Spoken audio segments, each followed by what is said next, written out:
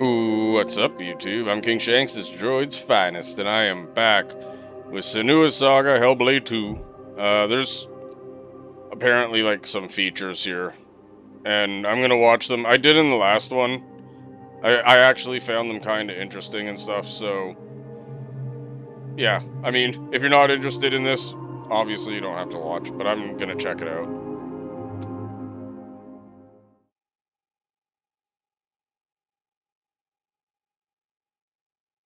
Okay. Senua finds a unique courage to keep pushing forwards on her quest, no matter what.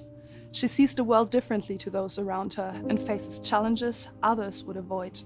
When driven so strongly by one powerful purpose, she will do anything to rid the world of the darkness. This is her life's mission, and she will not stop until she fulfills her quest. My name is Eddie, and I have lived with psychosis for most of my life. To me, psychosis means living in a different reality, a reality that isn't shared with other people. Often living with psychosis is dark and miserable. While experiencing psychosis, I've got to hear the voice of God, the opposite, seen and spoken with angels, and been to hell itself. Recovery college and peer support really did turn my life around. I thought I would never get better, and yet here I am. Yeah, see, this is what I mean when I said I thought it was really interesting, because they really do focus the game on people's experiences. The things that Senua experiences in Hellblade are very similar to some of my own experiences. She lives in a reality that other people might find hard to understand. She sees significance in symbols, in meeting people, in all sorts of things that are going on around her. Senua is experiencing an altered state of reality which would be very hard to understand without having experienced it yourself or playing Hellblade. Lost soul who fought through hell to find us. You were lost. Not anymore. Are you ready for what you will find here? It's difficult saying that it's an illness, that it's not real. Of course, to me, it is. And of course, to Senua, it is. And that's what's driving her to do these amazing feats of courage, to overcome pain and exhaustion, to do what she knows she must. All the rage, all the fear, Everything I've seen, everything I've done, has led me to this place. we've come so far, not far enough. Say it. You are ready. Tell them. In Senua's Saga Hellblade 2, we tell the second part of the story of Senua, a Celtic warrior who, like Eddie, has experiences of psychosis, seeing the world in a unique way and existing in a reality unshared by others. At a surface level, this manifests for Senua in seeing things that others don't, hearing things that others don't, and having unique beliefs about the world. My name's Paul Fletcher. I'm a psychiatrist and a professor of neuroscience at the University of Cambridge, and I've been working with the Ninja Theory team on Hellblade and other projects for several years now. I am a clinical doctor, but have also added research and teaching to my role. And in all three areas, I'm especially interested in the human brain and how it strives to make sense of the world, which is complex and changing all the time. Pretty sure this is the same as the first one, A mirror. but You can see the seems Senua, like other. like Yeah, this is many the first people, game. experiences psychosis. Now, psychosis is not a diagnosis, although it is associated with a number of medical and psychiatric conditions. But ultimately, it's a loose description of a shift in one's experience of reality. What are you doing? Screams of the dead. There's something here. They are not. I need to find out what it is. They are. A person with psychosis might experience changes in their perceptions and their beliefs. For example, they might see or hear things that other people can't. And they might come to believe things that are quite uncharacteristic for them. For example, they might feel that somebody, perhaps somebody even very close to them, is intent on trying to harm them. Now, it's very important to remember that this is not just a vague feeling or an imagination. To the person, it feels like their reality, just as everything around me feels like my reality to me. I, like many people, feel that in order to even begin to understand psychosis, we have to start with thinking about how the brain works in general, how it makes sense of the world around it. And when we do that, we're repeatedly confronted with evidence that actually it doesn't just rely on the evidence of our senses, but it actually relies on what it already knows, on its predictions, its anticipations, and its expectations. Yeah, I think a lot of what they're saying was done in the first game, but they just Now, that added might it seem in. like a defect. After all, why would we want to rely on what we already know Second parts rather of the than what the game. world is telling us? But if we did act simply as passive receivers, we would be completely swamped. We'd be like a newborn infant trying to make sense of the colours and shapes without any way of having a framework to try and understand those colours and shapes. Our senses are bombarded with information from the world that's rapid, it's intensive, it is noisy, ambiguous, unreliable.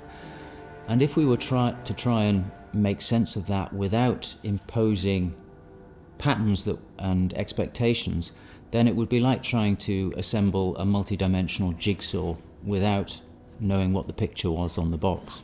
Look. Go towards it. Yeah. Many of us think that the brain ultimately is an organ that makes predictions. It craves patterns and associations in order to make sense of the world. And without that, we are confronted with a feeling of uncertainty, of anxiety, of distress, even of fear. They're calling. Something is drawing Where do Yeah. these predictions come from? Many of them are actually embedded in the structure of our brain, probably wired there by evolution. Many of them come from our earliest experiences as babies, trying to make sense of this new world that we're born into. Many come from our early childhood experiences, from what we learn from others and how we interact with others, from our parents, our teachers, our friends.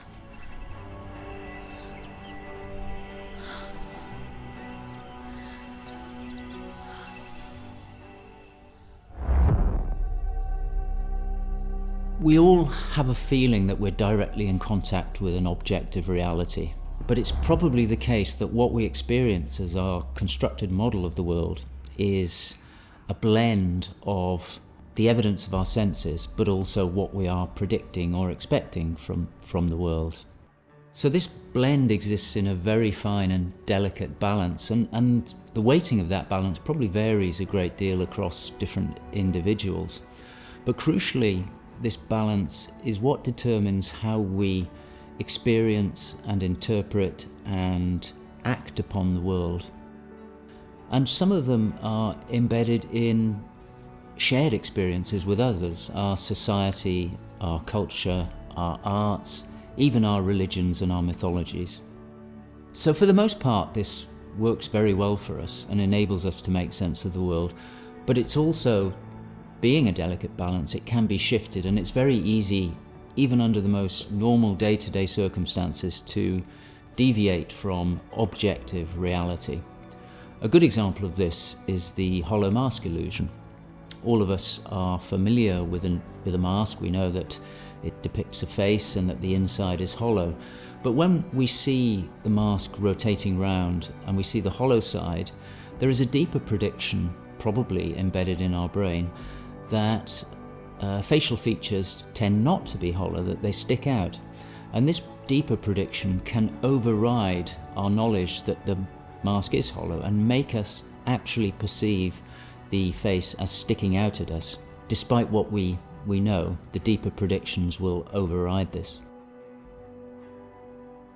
So for me and many in my field, perceptual illusions like this, which are very common, are really interesting because they tell us something fundamentally about how the brain is making sense of reality using its predictions. But more than that, for me, it's very interesting because it begins to give us a sense of how psychosis might begin to emerge. Psychosis is this experience of an altered internal construction of one's reality. And it seems feasible that this is dependent upon this balance I've talked about between predictions and evidence. And it is probably the case that some people tend to weight their predictions more heavily. This, in many circumstances, is advantageous because it means that they can discern patterns and associations that perhaps other people can't. But if that balance was shifted further by different circumstances, then it may well be that they begin to construct a reality that doesn't accord with the world around them. What might cause that shift? Well, a number of things. It could be caused by stress, sleep deprivation. It could be caused by illness, neurochemical disturbances. It's also the case that our experience will change how we predict things. So a very profound experience, for example, of trauma, could powerfully change the way in which we make predictions about the world and shift us from this delicate balance into a state of psychosis. In the case of Senua, we know that from an early age she was able to discern patterns and associations that perhaps other people couldn't. And on top of that, her childhood and adolescence had a number of traumas in it. Her father was abusive and he accused her of being the cause of evil and darkness. Her mother, who had the same capabilities as she did, was actually sacrificed for the same reason. And in addition, her village was attacked by Vikings and her lover was brutally killed. And it's possible that all of these traumas would act on her natural tendencies to topple her into this psychotic experience that is depicted in Hellblade. With every defeat, the dark rot will grow and soon it will take her soul.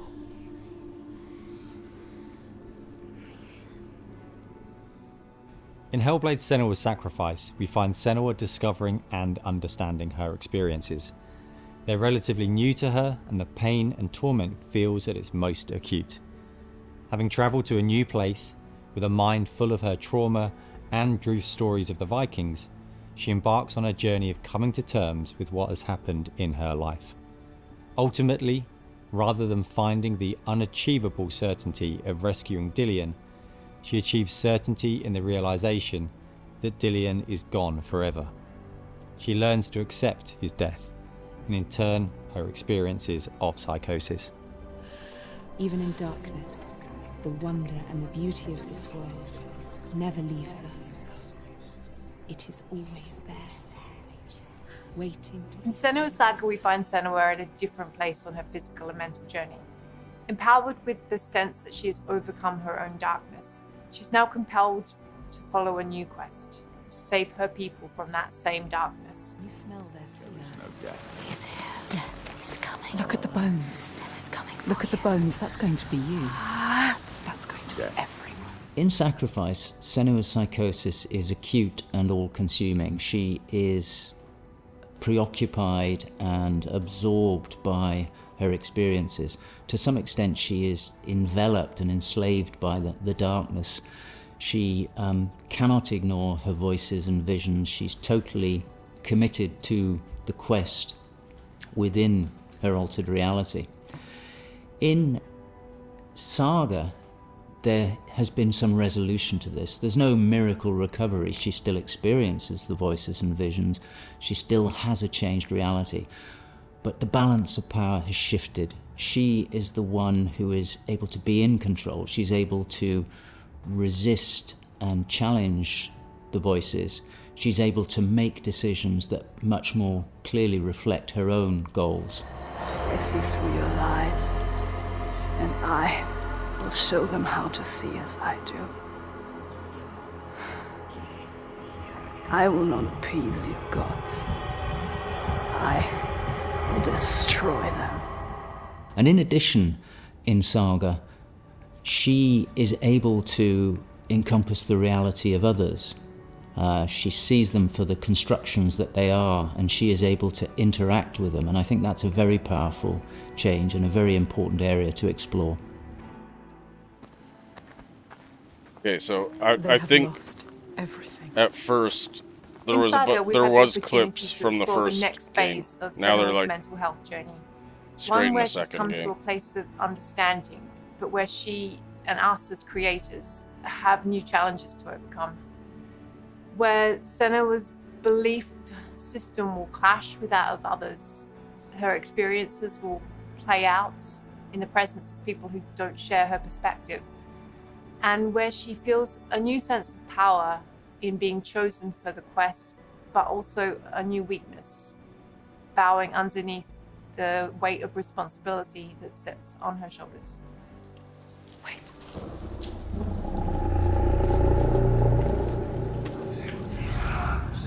In Saga, we have once again utilized binaural audio to bring Senua's voices to life. Her furies still travel with her, but their tone has changed this time. She continues to be haunted by her father, and she starts to feel the audial presence of Icelandic myth infecting her mind. That scream. That voice. Something dark, Senua. You need to go up there. Don't let them see you coming. You need to find out. Don't let the monsters find you. You can do this, Senua. To hear the world as Senua does, we spend time with people with lived experiences of psychosis, and also with Paul Fletcher. This made a strong basis of what it is to hear voices, what they say, how they sound, how they change or react to external stimulus, and this paired with all we learned from the first game, Hellblade: Senua's Sacrifice, led us to create Senua's own sonic version of reality. To me, it's a privilege to sit in a room to play our game, and as we progress, hear their comments, thoughts and suggestions. Each one provides a different perspective, and I find especially inspiring and humbling to hear from Eddie his own experiences. Especially I find he has a way of putting very complex emotions, situations in a very simple yet poetic way, and it's really inspiring for me when I'm thinking in Senua's journey. We use binaural audio to bring 3D space in the headphones. This allows to experience the voice hearing and other sounds with a physical sense. Also extremely important is the performance of the voices, and for that we have been collaborating with Helen and Abby, our Furies. They are the most prominent voices of Senua. The way we perform is important as well, allowing for freedom, movement, creative input from Helen and Abby, and also important to have with them conversation and spend time talking about the journey of our character.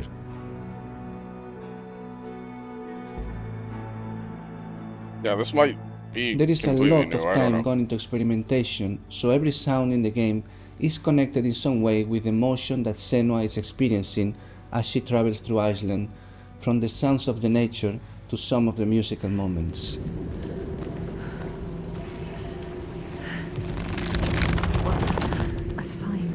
Beyond of its uniqueness or not, I find that for me, something extremely important is to create a connection beyond the game.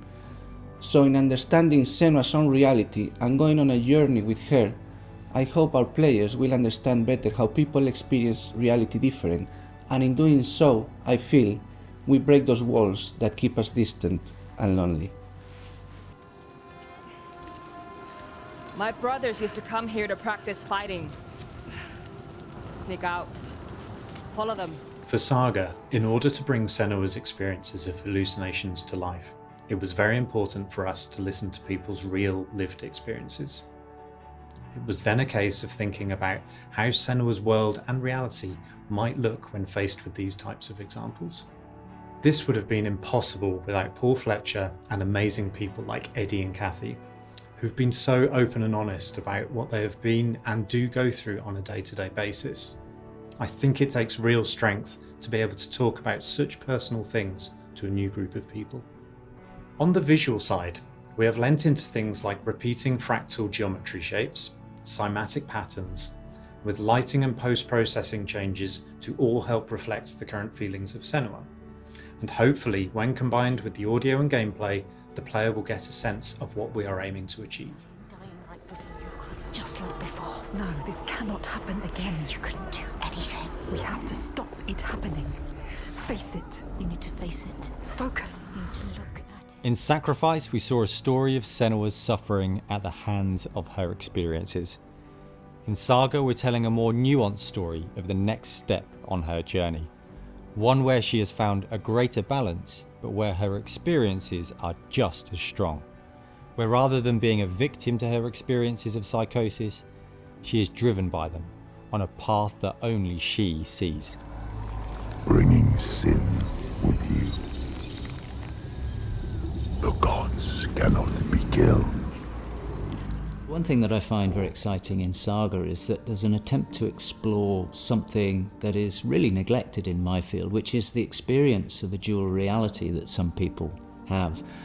People who have had Senua's types of experience have spoken to me about this feeling that they have their own reality, but they also recognize the reality that others experience, and it can be very confusing, it can be disorientating. And it's exciting to me that the game contains an explicit attempt to portray this experience of dual realities, and I think it'll be very interesting to see how people respond to that. It's amazing what has been done and what's been portrayed. I think it's really difficult to turn words into what other people might be seeing, but I think I'm always blown away by what Ninja Theory come up with for their games, and I'm really stunned at the quality of the things that she sees and the sounds of the voices that she has. I think they're pretty realistic. She's getting closer. Yes, she can feel it. I hope that the game will help people who maybe don't understand psychosis or don't know very much about it to start with. I think by experiencing some of what they will do in the game, I think it brings to life a little bit of what it's like to have psychosis, and I think hopefully people will learn from it.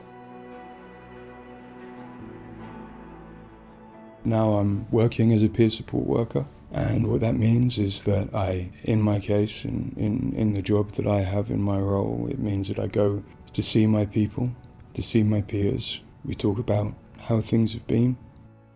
The way that Hellblade has captured the experience of psychosis is nothing like I've ever seen before in terms of its realism, in terms of its fairness to people like me.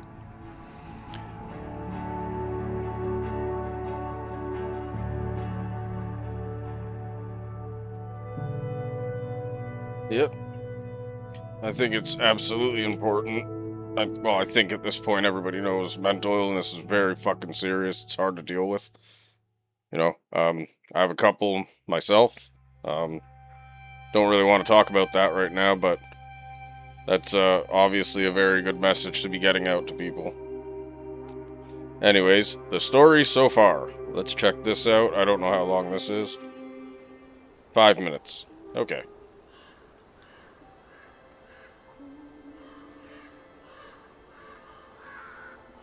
Is this just going to be every cutscene from every game? The outcast who became a warrior, who faced her demons and challenged the gods for her lover's soul, has accepted the voices, the furies, as part of herself. Wait a minute. Is this just the beginning of the game? Just like her mother Galena, yeah, it is. She was not like other people.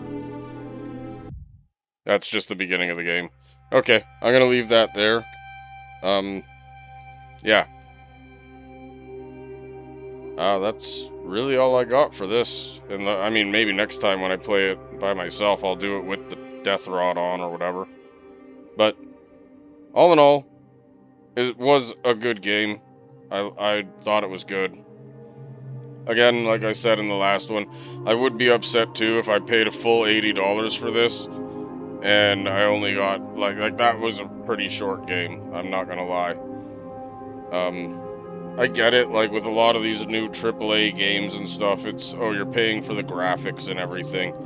But, you know, $80 is $80. And like I said, I bought this for like, it was like $18, $19 on sale.